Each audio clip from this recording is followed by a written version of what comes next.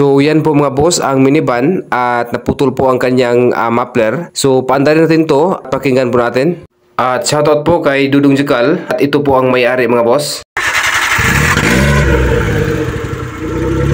Napakaingay po yung tunog mga boss.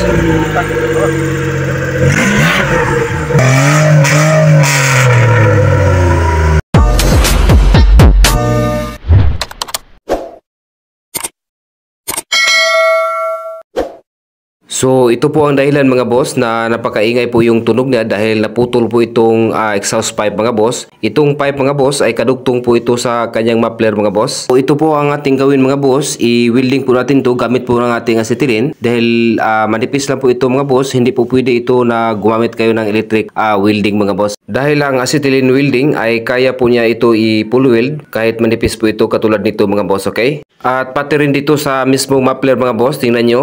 Malapit na siya maghiwalay. Pati yan mga boss, tirahin po natin ng acetylene welding mga boss, okay? At siyempre, hinanda na po natin ito po ang torch ng acetylene mga boss. Ito po ang ating gamitin mga boss. Okay, hinanda natin. Tapos gumamit lang po tayo ng tire wire. At number 16 po na tire wire ang ginamit natin mga boss.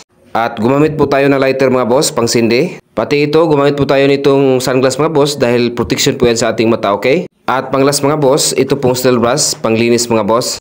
By the way po mga boss, ang ginagamit po natin na tangki po na pang acetylene, improvise lang po ito mga boss, tingnan nyo. Ito po ay matagal ko na po ito ginagamit mga boss. Improvise po ito mga boss, ito po ang tangki ng press gas. Tapos in-improvise po natin na kalburo po ang ating gamit mga boss. Mas kampante po ako na kalburo po ang ginagamit natin dahil makabili ka ng 1 kilo, pwede nyo na ito magamit mga boss, okay? 2 tangki po ang ating ginagamit mga boss. Tapos yung lagyanan po ng kalburo, ito 2 bolt ito mga boss. Buksan natin yan, dyan po natin ilagay ang ating kalburo mga boss, okay? Okay, tingnan nyo mga boss, 2 pong tangki ginamit natin. Tapos dinugtong po natin itong 2 tangki, okay?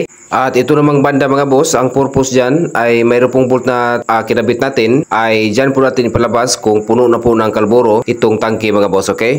Take note po mga boss, sa loob po natin tangki mayroon pong tubig dyan mga boss. Ang purpose po sa tubig mga boss, kapag ang kalburo ay nakalagay na sa tubig, yung kalburo mga boss ay mag-create po ng pressure. So itong pressure mga boss, yan po ang ginagamit natin na pang-acetylene mga boss, okay? So ito mga boss, tingnan nyo, gumamit po tayo ng regulator na pang-acetylene mga boss. At gumamit po tayo ng adapter para makabit po natin itong regulator mga boss, okay? So ito po ang torch na ating ginagamit mga boss. At siyempre, gumamit po tayo ng oxygen, kapartner po ng ating acetylene mga boss, okay? At ngayon mga boss, umpisahan natin para makita nyo kung anong resulta na kalburo po ang ating gamit. Before natin to i-full weld mga boss, be sure, isiting nyo muna bago nyo ito i-full weld, ispatan nyo muna ito mga boss. Tapos tingnan nyo kung nakasiting ba sa kanyang dating pwesto. Tapos i-full weld nyo ito mga boss, okay?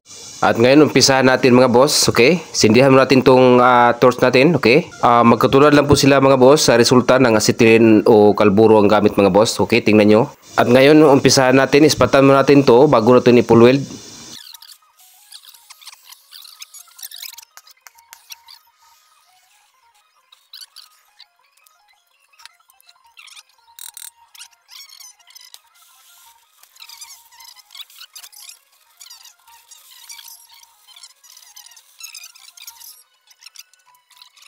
At ngayon dito naman po tayo mga boss sa kabilang side, ispatan po natin to mga boss. At ngayon dito naman po tayo mga boss, tapos ispat lang po tayo. Be sure na may balik po sa kanyang tamang pwesto para hindi kayo makaproblema sa pag-assemble mga boss, okay?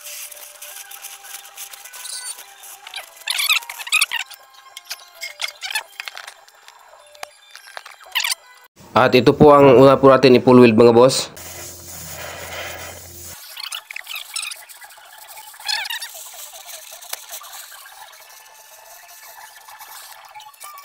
Okay, na-full weld na po natin ito mga boss. At next mga boss, dito naman po tayo mag-full weld.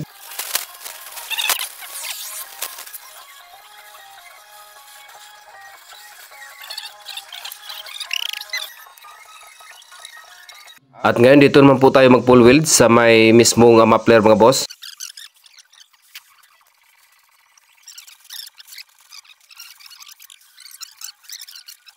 At sa wakas mga boss, natapos natin na i-full weld na lahat mga boss. Tingnan nyo, medyo kinapala natin pag-full weld mga boss para matibay. Okay? Pati dito sa kanyang muffler mga boss, kinapalan po natin pag full weld para matibay po. At ngayon ikabit natin to sa minivan mga boss, tapos paandarin natin at pakinggan mo natin ang tunog mga boss, okay? Okay, natapos natin na ikabit mga boss at shoutout din kay Dudong Jakal mga boss. Tingnan nyo, ito po ang may-ari ng sasakyan mga boss at i-follow nyo sila sa kanyang Facebook Reels at i-like mga boss. At ngayon paandarin natin to at pakinggan natin after natin na ikabit at na-full wheel natin ng acetylene mga boss, okay? Pandarin mo! Okay kayo, okay kayo. Tingol, tingol.